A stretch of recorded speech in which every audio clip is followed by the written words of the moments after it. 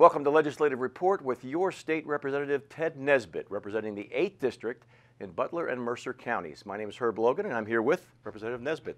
Welcome. Thank you. Thanks for having me. It was a big day yesterday, not to put too much of timeliness on it, but yesterday you sat and for the first time heard the first budget speech given by a governor of the state of Pennsylvania, in this case, Governor Tom Wolf. Let me first ask you your big picture analysis of what you heard. Well, it was my first and it was his first as well. And I give him credit for taking on some bold challenges. But I was surprised throughout how many tax increases he was talking about. And in the back of my mind, I kept asking myself, well, how is he going to pay for all these things that he was proposing? And as you added it up, there was more tax increase and more tax increase. So that's how he intends to pay for it, is through tax increases across the board. Well, we want to talk about those tax increases in a second. But first, the governor is proposing to spend, and I know there's some dispute about what the total, what they call the spend number is, which is the amount of the budget. What House Republicans are saying is $33.8 billion after 4 or 5 years of the high 20s in terms of high $20 billion in terms of our budgets. First of all, what's the dispute all about? Why is there a dispute between the numbers? Well, there's several things that the governor has taken in a line item and taking it out of the budget. And of course, we're going to want that back into the budget as part of negotiations. I mean, things that have traditionally been in there so that we get a realistic picture. One of those things would be pensions, and I know another one was some type of the education funding. We're both line items out of there. So it's hard to get a good handle on specific numbers, and everybody's still studying those at this point. And there's a lot of specifics, as you say, to get into, but now let's talk about those taxes.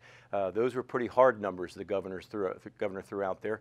What is the average homeowner looking at in terms of additional tax burden if this were to pass? Well, from the way I read it, it looks like just in a personal income tax increase, the average family in our area is probably looking at an additional $350 per family. And that's just in the personal income tax. And that's real dollars for families in our area that they're not going to be able to spend, roughly 2 or 3 trips to the grocery store, things like that, that are coming right out of their pocket, that I think is too much of an increase in just the personal income tax. And then you have all the increases, the increase in the overall sales tax, but also things that weren't taxed before that are going to be taxed now.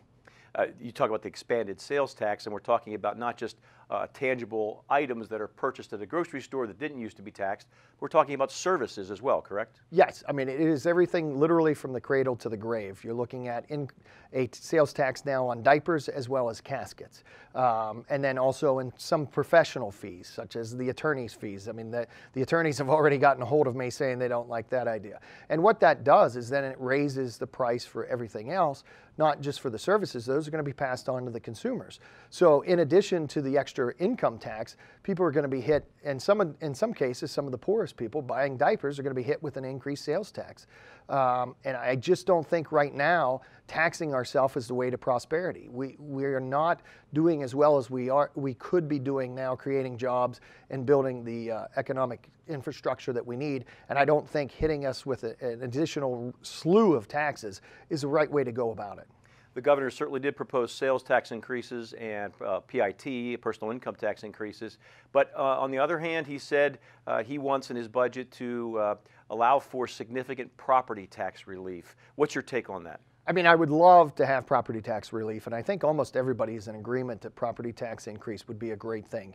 And there's been some Republican proposals in the past, but I don't think I would be in favor of anything unless it's a dollar for dollar guarantee reduction, because we've gotten no guarantee that I've seen that property tax is going to be offset. You still have the local school districts could raise property taxes, and it's still selective on who is going to get that and which school districts that money would go to, the way I read the proposal from the governor. So unless there's a guarantee that we're actually going to see property tax reform, I don't think that our House, and I don't think myself personally, could get behind that measure. So what's the process now? The governor proposed his budget. Is that a done deal? What's going to happen? No, and it's going to be negotiated. At the end, it'll be something completely different than it is now.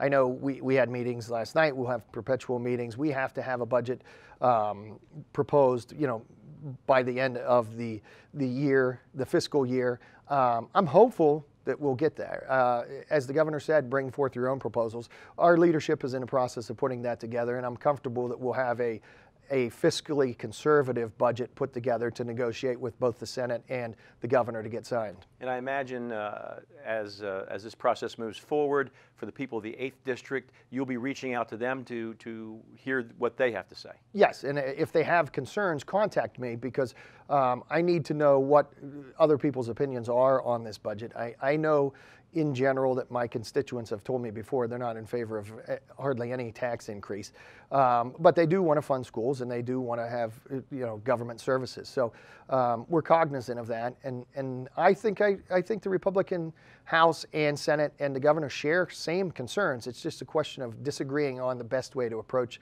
solving those problems.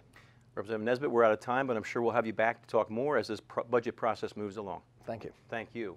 And if you do have questions about the budget or any state-related concern for Representative Ted Nesbit, again, representing the 8th District in Butler and Mercer counties, you can contact him at his district office or through Facebook or his website, and that information will appear on your screen in a moment. Thanks for watching, and please join us next time for Legislative Report with your state representative, Ted Nesbit.